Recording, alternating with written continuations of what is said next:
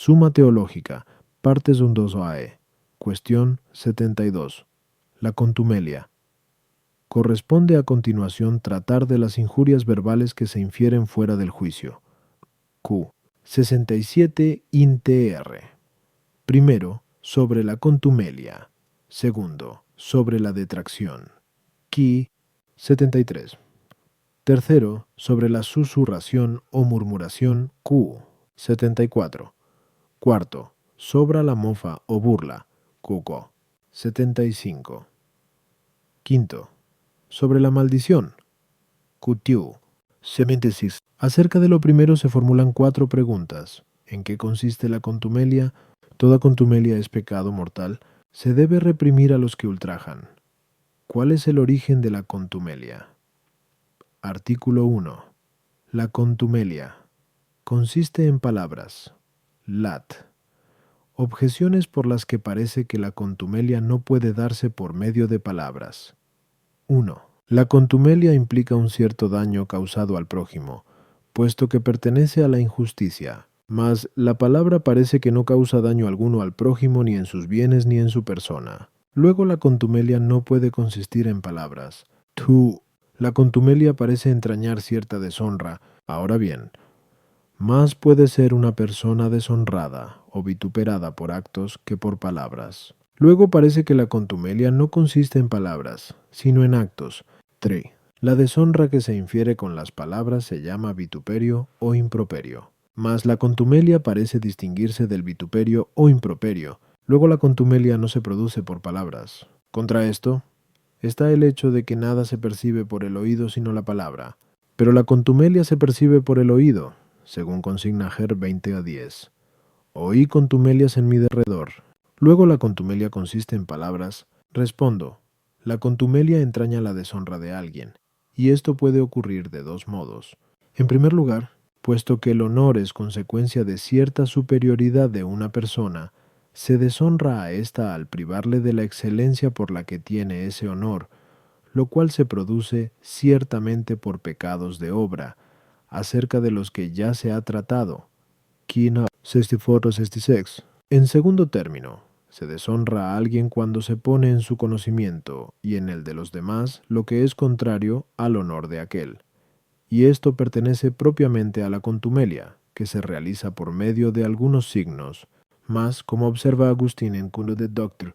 Christ, todos los signos, comparados con las palabras, son muy escasos, porque las palabras obtuvieron entre los hombres la primacía para expresar todas las concepciones del espíritu. Por eso se estima que la contumelia, propiamente hablando, consiste en una ofensa verbal.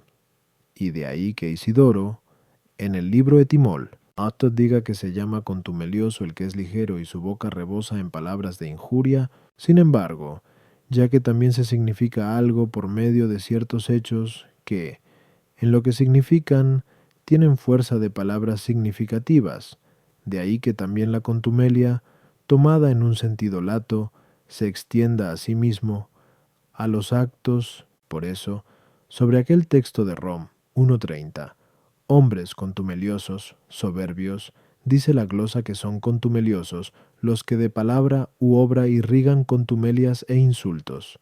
A las objeciones 1, las palabras, en cuanto a su esencia, esto es, como sonidos audibles, no causan daño alguno al prójimo, a menos que fatiguen el oído, por ejemplo, cuando uno habla demasiado alto.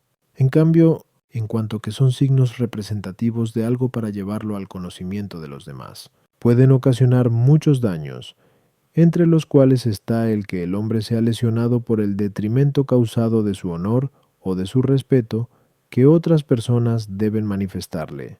Por eso es mayor la contumelia si uno echa en cara a otro sus defectos en presencia de muchos. No obstante, aun diciéndoselos a solas al interesado, puede existir contumelia en cuanto que el que habla actúa en contra del respeto del que oye. 2. Uno deshonra al otro de hecho en tanto en cuanto aquellos actos realizan o expresan lo que está contra el honor de éste. De estos 2 casos, el primero no pertenece a la contumelia, sino a una de las especies de injusticia de las que ya se ha tratado. Kiku 64-66. Mas, en el segundo supuesto, hay contumelia en cuanto que los actos pueden tener la fuerza de las palabras en el significado. El vituperio y el improperio consisten en palabras, como también la contumelia, porque por medio de todos estos casos se revela un defecto de alguna persona en detrimento de su honor. Ahora bien, tal defecto puede ser de tres clases, a saber, primera, defecto de culpa, que se descubre por palabras ultrajantes. Segunda, defecto en general de culpa y de pena, que se revela por el término vituperio, porque la palabra vicio puede aplicarse no sólo al defecto del alma, sino también del cuerpo. Y por eso, si uno dice de una manera injuriosa a otro que está ciego, le infiere ciertamente un vituperio, mas no una contumelia. Pero si uno dice a otro que es ladrón, no solo le vitupera, sino que también le acarrea contumelia. Por fin, otras veces resalta uno a otro el defecto de bajeza o de pobreza, lo cual también atenta al honor, que es consecuencia siempre de alguna excelencia. Y esto se hace por las palabras de improperio, lo que sucede propiamente cuando uno recuerda a otro de forma injuriosa el socorro que le prestó cuando sufría necesidad. De ahí que diga Eclo 20:15, dará poco y echará en cara mucho. Sin embargo, a veces ocurre que una de estas denominaciones es tomada por la otra. Artículo 2. La contumelia o insulto. ¿Es pecado mortal? Lat. Objeciones por las que parece que la contumelia o insulto no es pecado mortal.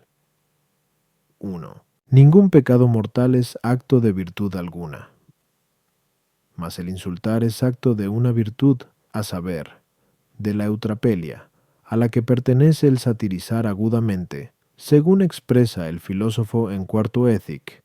Luego el insulto o contumelia no es pecado mortal. El pecado mortal no se encuentra en los hombres perfectos, los cuales, sin embargo, profieren algunas veces insultos o contumelias, como le ocurrió al apóstol al exclamar en Gal 3:1, «Oh Gálatas insensatos», y el Señor clamó en Leque 24:25, «Oh necios y de corazón lento para la fe». Luego el insulto o contumelia no es pecado mortal.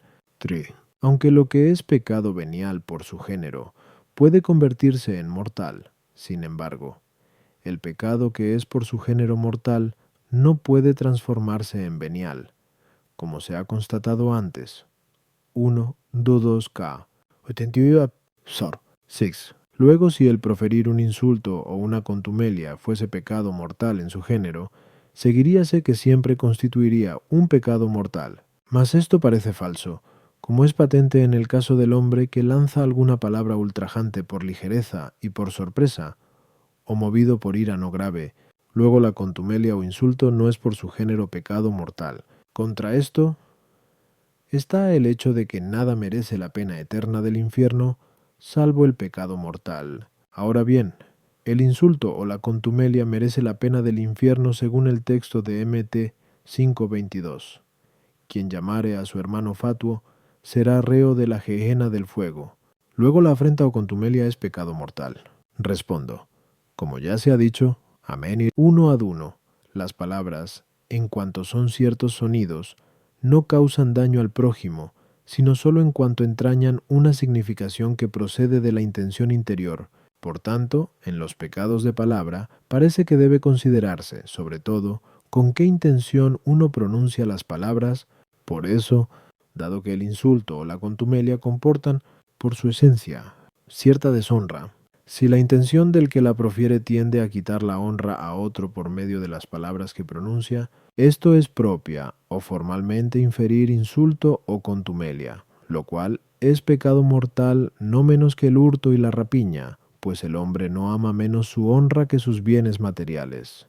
En cambio, si alguno pronuncia palabras de insulto o de contumelia contra otro, mas sin ánimo de deshonrarle, sino para corregirle, o por otro motivo similar, no profiere un insulto o contumelia formal y directamente, sino accidental y materialmente, es decir, en cuanto expresa lo que puede ser insulto o contumelia. Por eso, esto puede ser unas veces pecado venial, y otras ni siquiera hay pecado. Mas en ello es preciso la discreción para usar moderadamente de tales palabras, puesto que podría resultar tan grave el insulto que, proferido sin cautela, arrebatara el honor de aquel contra quien se lanza, y es entonces cuando puede el hombre pecar mortalmente, aunque no haya tenido intención de deshonrar a otro, como tampoco está libre de culpa uno que, hiriendo a otro con imprudencia en el juego, le daña gravemente. A las objeciones, 1. Es propio de la eutrapelia el que profiramos alguna increpación, no para deshonrar o contristar a aquel contra quien se pronuncia, sino más bien por diversión y chanza, y esto puede hacerse sin pecado, si se observan las condiciones debidas, pero si una persona no vacila en contristar a aquella contra quien profiere tal improperio jocoso, con tal de provocar la risa en otros, hay vicio en ello, como se expresa allí mismo, dog, así como es lícito azotar a alguien o dañarle en sus bienes por vía de corrección, también por vía de disciplina puede uno dirigir alguna palabra de afrenta a la persona a quien debe corregir. En este sentido, el Señor llamó a sus discípulos necios y el apóstol a los Gálatas insensatos. Sin embargo, como observa Agustín en el libro de Serm, Dom, in monte, estas reprensiones deben hacerse rara vez y en caso de gran necesidad, y no con la intención de imponernos, sino de servir a Dios. 3. Puesto que depende el pecado de insulto o contumelia de la intención del que lo comete.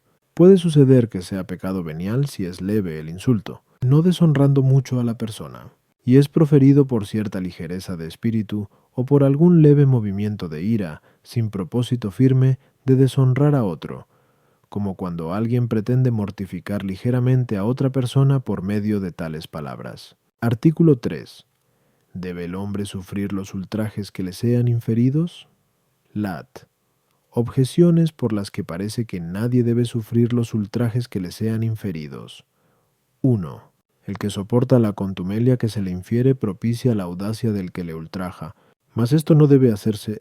Luego el hombre no debe soportar la contumelia que le es inferida, sino más bien responder al que le afrenta, tú. El hombre debe amarse más a sí mismo que a los demás. Ahora bien, nadie debe tolerar que se ultraje a un prójimo, según consigna Prov 26,10.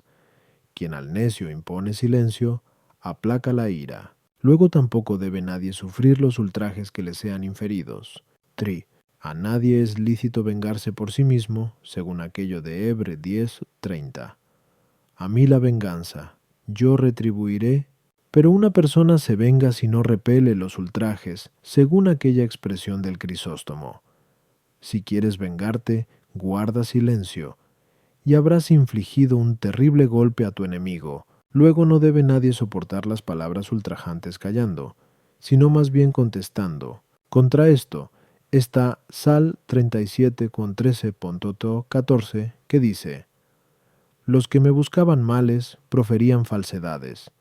Y después añade: mas yo, como si fuera sordo, no oía, y era como mudo que no abre su boca. Respondo: así como la paciencia nos es necesaria en los actos que contra nosotros se hacen, así también lo es en las palabras que contra nosotros se profieren. Ahora bien, el precepto de la paciencia en aquellas cosas que se realizan contra nosotros debe ser referido a la disposición habitual del alma, que hemos de conservar, según expone Agustín, en el libro de Sermum, Dom, in monte, aquel precepto del Señor, Mete 5:39.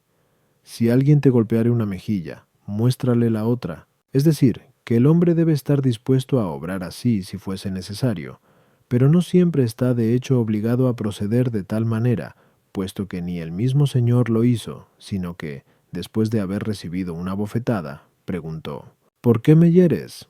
Como recoge Juan 18,23. Todo esto es también aplicable a las palabras afrentosas que contra nosotros se profieran.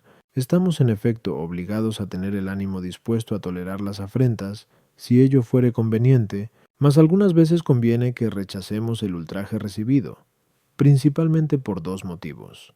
En primer lugar, por el bien del que nos infiere la afrenta, a fin de reprimir su audacia e impedir que repita tales cosas en el futuro, según aquel texto de Prov 26:5. Responde al necio según su necedad, para que no se crea un sabio. En segundo lugar, por el bien de muchas otras personas, cuyo progreso espiritual pudiera ser impedido precisamente por los ultrajes que nos hayan sido inferidos. Y así dice Gregorio, en la homilía 9 del Super Exec, que aquellos cuya vida ha de servir de ejemplo a los demás, deben, si les es posible, hacer callar a sus detractores, a fin de que no dejen de escuchar su predicación los que podrían oírla, y no desprecien la vida virtuosa permaneciendo en sus depravadas costumbres. A las objeciones. 1. La audacia del hombre que insulta con ultrajes debe reprimirse con moderación, esto es, por deber de caridad y no para satisfacción del propio honor, por lo que advierte Prov 26,4. No respondas al necio según su necedad, a fin de que no te hagas semejante a él. 2. En reprimir los ultrajes dirigidos contra el prójimo, hay menos peligro de buscar la satisfacción del propio honor que cuando se rechazan las afrentas inferidas a uno mismo. Y más bien, parece que aquello proviene del sentimiento de caridad. 3. Si alguien calla con el fin de provocar con su silencio la ira del que le afrenta, incurre en una venganza. Pero, si una persona calla queriendo dejar que pase la ira, Rom 12:19, realiza un acto laudable, y así se consigna en Eclo 8,4. No tengas litigio con hombre deslenguado y no eches leña en su fuego. Artículo 4. La contumelia. ¿Nace de la ira? Lat. Objeciones por las que parece que la contumelia no nace de la ira. 1. Dice Prov 11:2, donde hubiera soberbia, habrá también ultraje. Mas la ira es un vicio distinto de la soberbia. Luego la contumelia no nace de la ira. Tú. Señala Prov 20,3. Todos los necios se mezclan en contumelia, pero la necedad es un vicio opuesto a la sabiduría, como se ha probado. Crecia Tapuros, en cambio, la ira se opone a la mansedumbre. Luego la contumelia no nace de la ira. 3. Ningún pecado es disminuido por su propia causa. Ahora bien, el pecado de contumelia es menor si se profiere por ira, porque peca más gravemente el que por odio infiere un ultraje que el que lo hace por ira. Luego la contumelia no nace de la ira. Contra esto está Gregorio, en De Intentions Moral, que dice que de la ira nacen las contumelias. Respondo. Aunque un pecado puede nacer de diversas causas, se dice, no obstante, que principalmente tiene su origen en aquella que lo origina con más frecuencia por su mayor proximidad al fin de la misma. Mas la contumelia tiene gran afinidad con el fin de la ira, que es la venganza, porque el hombre que está irritado no tiene ninguna venganza más rápida que ultrajar a otro. Por tanto, la contumelia nace sobre todo de la ira. A las objeciones. 1. La contumelia no se ordena al fin de la soberbia, que es la exaltación, y por consiguiente, la contumelia no nace directamente de aquella. Sin embargo, la soberbia predispone a la contumelia, en cuanto que aquellos que se consideran superiores desprecian más fácilmente a los otros y les injurian, además, se irritan con mayor facilidad, porque estiman indigno todo lo que va contra su voluntad. Tuo. Como dice el filósofo en Cernethic, la ira no atiende perfectamente a la razón, y así el hombre irritado padece un defecto de razón en lo cual coincide con la necedad. Por este motivo, la contumelia puede nacer de la necedad, según la afinidad que ésta tiene con la ira. 3. Según el filósofo en Segundo Red, el hombre enojado se propone ofender abiertamente, de lo cual no se preocupa el que odia. Por tanto, la contumelia, que supone una injuria pública, pertenece más bien a la ira que al odio.